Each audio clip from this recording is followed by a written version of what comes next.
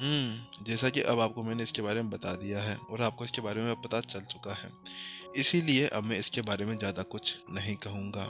हालांकि कुछ समय की चुप्पी के बाद में फिर से हेड दिलीप उससे कहते हैं, लेकिन मैं आपसे एक और बात कहना चाहता हूँ, लेकिन ये बात शायद आपको गलत भी लग सकती है, इसीलिए मुझे पहले ही आप माफ़ कर देना। आपको एक सलाह देना चाहता हूँ जिसके साथ में आप एक निर्णय ले सकते हैं, जिसके बाद में अगर आप कोई गलती करते हैं तो उसकी वजह से प्रत्युषा को कभी भी जिंदगी के अंदर आगे पछताने की कोई जरूरत ना हो। हेड दिलीप की बात सुनने के बाद में नितिन थोड़ा सा निराश तो था, हालांकि उसने कह दिया, हाँ आप कहिए, आपको जो भी कहना है। बात कुछ ऐसी है कि अगर प्रत्युषा आपके साथ में बाहर भाग भी जाती है या आपके साथ में जबरदस्ती शादी करने की कोशिश करती है तो उसके बाद में उसे उसके परिवार से बाहर निकाल दिया जाएगा। इसके बाद में शायद वह आगे जाकर बहुत ही ज्यादा दुखी हो। हेड दिलीप ने ऐसा कहा था, लेकिन वही दूसरी ओर नितिन का पूरा दिल ही टूट सा गया था और उसका चेहरा पूरी तरह से लटक गया था। और उसी के साथ में जो हेड दिलीप की बातें थी उन्होंने नितिन के हृदय के अंदर एक गहराई से अपनी जगह बना ली थी, क्योंकि वास्तव में वो जानता था कि अगर एक बार प्रत्युषा को वह वहां पर छीनने के लिए चला भी जाता है तो उसके बाद में वह संत कबीले से बाहर निकाल दी जाएगी। और इसके अलग अगर प्रत्युषा ने नितिन को वहां पर संत कबीले से पहले चुन लिया ना तो उसके बाद में शायद वह हमेशा से हमेशा जिंदगी के अंदर यही पछतावे के अंदर रहेगी कि आखिरकार क्यों वह अपने परिवार को छोड़कर बाहर आई थी। क्योंकि वह एक राजकुमारी थी तो उसके देखने के बाद में ये बता जा सकता है कि जो प्रत्युषा थी उसका ध्यान बहुत ही अच्छे से रखा गया था और उसके साथ में अब वह अपने परिवार के साथ में पूरी तरह से अटैच हो गई थी। और इसी के साथ में अब नितिन उन सभी चिंताओं और उन सभी दर्द को समझ सकता था। उसके बाद में नितिन ने अपनी मुट्ठी कसकर भींच ली और उसने कहा, आप चिंता ना करें, मैं वास्तव में ऐसा कुछ भी नहीं करूंगा जिसके लिए हम दोनों को पछताना पड़े, और मैं उसके घर वालों को अपनी पहचान के साथ में ही मनाऊंगा।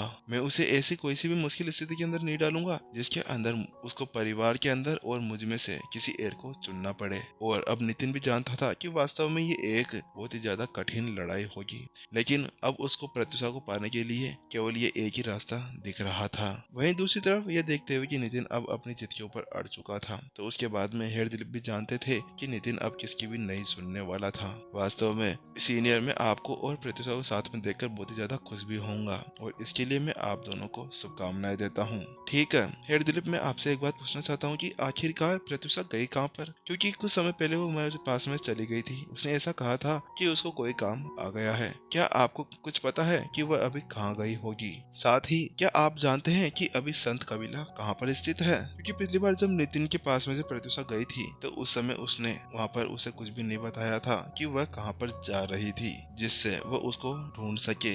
हालांकि क्योंकि अभी हेड दिलीप उसके पास में थे और वह एक म्यू कबीले से आए हुए थे, इसीलिए नितिन को लगा था कि शायद उनको कुछ पता होगा कि प्रत्युषा अभी कहाँ पर होगी। नितिन की बात सुनने के बाद में हेड दिलीप जवाब देने से पहले कुछ पल के लिए चुप हो जाते हैं और वह सोचने लगते हैं। संत कबीला? हाँ, संत कबीला संतों के शहर के अंदर स्थित है। हालांकि सीनियर, मुझे ऐसा लगता है कि वह अपने घर नहीं गई होगी, वह शायद इस वक्त संत अकेडमी के अंदर गई होगी। संत अकेडमी? आखिरकार ये कौन सी अकेडमी आ गई? नितिन उसका नाम सुनकर हैरान परेशान रह गया था, क्योंकि आखिरकार उसने कहीं पे भी इसके बारे में कुछ भी नहीं पढ़ा था, न ही किसी के मुंह से इसके बारे में सुना था। हाँ सीनियर, मैं आपको बताता हूँ, संत अकेडमी एक ऐसी अकेडमी है जिसके अंदर से संत कबीले और बहुत से ऐसे मास्टर टीचर्स आते हैं जो बहुत ही ज्यादा प्रतिष्ठित व्यक्ति होते हैं। और जैसा मैंने सुना है उसके आधार पर मुझे पता चला है कि जो राजकुमारी है वह संत कबीले के अंदर एक छात्र है। हालांकि मुझे ऐसा लगता है कि वह कुछ समय पहले वहां से भाग आई थी, शायद उनके पास में कोई समस्या होगी। नितिन ने हेड दिलीप को बीच में टोका और उनसे पूछा, क्या वह संत अकेडमी के अंदर एक स्टूडेंट है? क्योंकि नितिन उसको जानने के बाद में बहुत ही ज्यादा हतप्रभ रह गया था, क्योंकि वास्तव में उसको पता था कि प्रत्युषा कितनी ज्यादा शक्तिशाली थी। क्योंकि जब उसने लास्ट टाइम स्काई लिपकिंग को हराया था जो संत लेवल स्टेज 5 के ऊपर था, तो उसके बाद में ये आराम से साबित हो गया था कि वास्तव में वह संत लेवल स्टेज 6 से ऊपर की लड़ाकू थी। और उसके बाद में कौन ये सोच सकता था कि वास्तव में इतनी ज्यादा खतरनाक लड़ाकू एक छात्र हो सकती है? क्या वास्तव में यह संत अकेडमी इतनी ज्यादा डरावनी है? हाँ सीनियर, वास्तव में ये बहुत ही ज्यादा खतरनाक अकेडमी है। इसके अंदर एक से बढ़कर एक महान लड़ाकू भरे हुए हैं। इसके अंदर मास्टर टीचर कॉन्टिनेंट है ना, उसके अंदर से सबसे ज्यादा खतरनाक लड़ाकू वहाँ पर चले जाते हैं। वहाँ पर उन सभी को विकसित करने में वह अकेडमी काम करती है। उसके बाद में हेड दिलीप के दिमाग के अंदर अचानक से एक आइडिया आता है।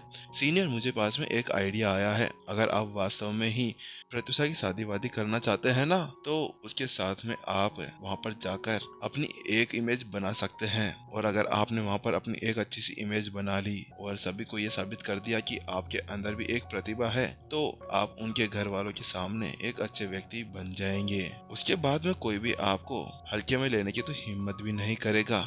और हाँ, आपके पास में पहले से ही एक अच्छा बैकग्राउंड भी तो है। आप मास्टर इंद्रसेन के डायरेक्ट स्टूडेंट हैं और उसको जानने के बाद में किसी के अंदर इतनी ज्यादा हिम्मत नहीं होगी कि आपको वह छू भी जाए। उन शब्दों को सुनने के बाद में नितिन ने भी अपना सिर हिला दिया, क्योंकि भले ही सभी को पता हो कि उसके पास में इंद्रसेन है, लेकिन वह तो उसकी एक समर्थन इमेज थी जो उसकी कहीं कहीं पर मदद करती थी। हालांकि अगर वह यहाँ पर प्रत्युषा और अन्य लोगों के सामने खुले तौर पर इंद्रसेन का यूज करे, तो उसके सामने उसका वहाँ पर भांडा फोड़ सकता था, क्योंकि वह छोटे छोटे मामलों के अंदर तो उनका यूज कर सकता था। हालांकि अगर कोई बड़ा व्यक्ति उसके सामने आ जाता ना, तो उसकी पूंजी ऐसे पुश होती कि किसी को कुछ पता ही नहीं चलता। यहाँ तक कि अगर कोई मास्टर टीचर भी उसको मारकर चला जाता ना, तो उसके टुकड़े भी शायद ही किसी को मिल पाते। लेकिन हेड दिलीप का यह आइडिया भी कोई खराब नहीं था। अगर वो वास्तव में संत अकेडमी के अंदर चला जाता है, तो वहाँ पर जाकर वह प्रत्युषा को आराम से हासिल और उसे मिल भी सकता था। आखिरकार कौन ही जान सकता था कि नए नए कपल्स की क्या हालत होती होगी जब वह एक दिन के लिए भी अपने जीवन साथी से दूर रहे हों। जैसे कि एक एग्जाम्पल तो आप निब्बा निब्बियों को भी ले सकते हैं। और एक हल्की सी चमक के साथ में नितिन हेड दिलीप से पूछता है, हेड दिलीप, क्या मुझे आप ये बता सकते हैं कि मैं उस संत अकेडमी के अंदर कैसे भर्ती हो सकता हूँ? हाँ, मैं आपको बताता हूँ। बात कुछ ऐसी है कि जो संत अकेडमी है, उसके अंदर जो सेमेस्टर स्टार्ट होता है ना, वह साल के 90 महीने के अंदर शुरू होता है। आमतौर पर इसके लिए उसके अंदर कुछ नए छात्रों को भर्ती करने के लिए एग्जाम और कुछ ऐसी चीजें की जाती है। और जो सम्मानित साम्राज्य होते हैं, वहाँ के मास्टर टीचर पवेलियंस के पास में एक एक स्लॉट होता है। वो उसके अंदर अपने अपने एक उम्मीदवारों को वहाँ पर भेजते हैं। क्या 90 महीने के मध्य में? नितिन वो बात सुनकर चौंक जाता है, क्योंकि भाई अब तो उसके अंदर 2 महीने भी नहीं थे। 2 महीने तो क्या, वहाँ पर तो 1.5 महीना भी नहीं बचा हुआ था। क्या ये वास्तव में कुछ ज्यादा ही जल्दी नहीं हो रहा था? लेकिन नितिन अब इसमें तो क्या ही कर सकता है। उसके बाद में उसने पूछा, क्या मैं आपसे ये जान सकता हूँ कि जो उसके अंदर स्लॉट है, उसको हासिल करने के लिए मुझे किन चीजों की जरूरत होगी और उसके लिए कौन कौन सी चीजों की आवश्यकता होगी? नितिन की बात सुनने के बाद में हेड दिलीप ने कहा, हाँ, मैं आपको बताता हूँ कि आपको उस स्लॉट को हासिल करने के लिए क्या करना होगा। आपको पहले तो एक 7 स्टार हाई लेवल का एक मास्टर टीचर बनना होगा और आपको संत लेवल स्टेज 3 के ऊपर पहुंचना होगा। क्या 7 स्टार मास्टर टीचर? नितिन ने सिर हिलाया, क्योंकि अब वो कुछ समय के अंदर एक 7 स्टार मास्टर टीचर तो बनने ही वाला था। और इसके साथ में रही संत लेवल स्टेज 3 की बात, तो वह भी स्वर्ग की लाइब्रेरी के साथ में वह आराम से कर सकता है। बस उसे संत लेवल स्टेज 3 की कुछ मैनुअल्स को इकट्ठा कर कर उन्हें एक करना होगा और इसके बाद में कई सारे हाई लेवल स्पिरिट स्टोन्स को फिर से धूल के अंदर मिला देना होगा।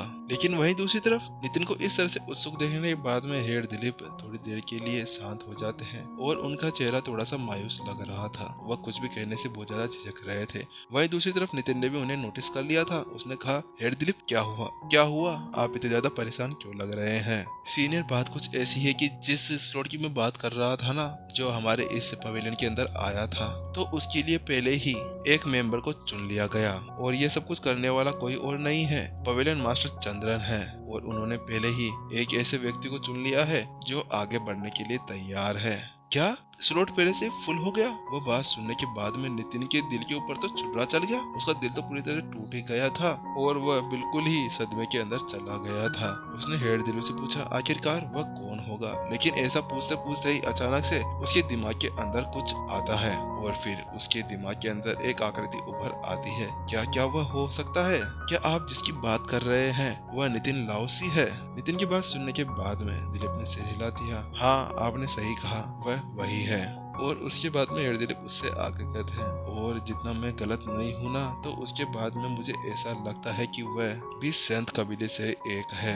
इसी सस्पेंस के साथ में एक और एपिसोड यहाँ पर खत्म होते हुए गाइस अब एक और नया एडवेंचर स्टार्ट होने वाला है संत अकेडमी का। और गाइस आप लोग बताएं कि संत अकेडमी का नाम कुछ और रखा जाए या संत अकेडमी ही सही रहेगी? आप लोग सब कमेंट करके नीचे बता दीजिए, फिर हम वही नाम चुनकर यहाँ पर रखेंगे। कुछ अच्छा सा नाम बताओ गाइस। संत अकेडमी भी अच्छी है वैसे तो, लेकिन अगर आप लोग कुछ और भी रखना चाहते हैं ना तो वो भी हम लोग रख लेंगे। लेकिन गाइज ऐसा नाम देना जो बोलने में थोड़ा आसान हो। वैसे भी यार कुछ वर्ड्स वैसे बोले नहीं जाते, लेकिन कोई नहीं, आदत तो हो जाएगी। आप लोग नीचे कमेंट करके बताइए कि क्या नाम हम लोग रख सकते हैं। और गाइज आप लोगों के थैंक्स यार कि आपने वहाँ पर 50 साइनअप्स तो कंप्लीट करवा दिए थे। और हम जल्दी एक दूसरी ऐप भी लेकर आएंगे जिसके अंदर आप भी अर्न कर सकते हैं और मैं भी, ठीक है। तो उसका रेफरल लिंक मैं कुछ समय बाद में आप लोगों को देता हूँ, ठीक है। टाटा बाय बाय गाइज, फिर मिलते हैं हम लोग शाम को।